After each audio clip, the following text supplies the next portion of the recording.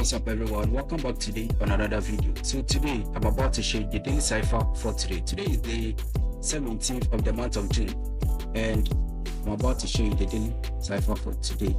But before we do that, if you're new to the channel, kindly like and subscribe to the channel.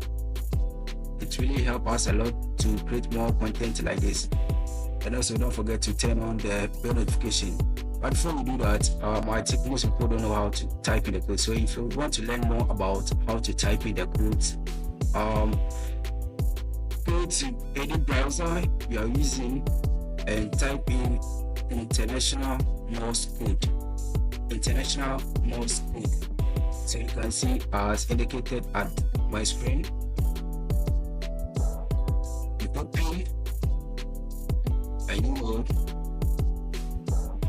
Here are the codes. So here you can find most of the codes on how to type in the words.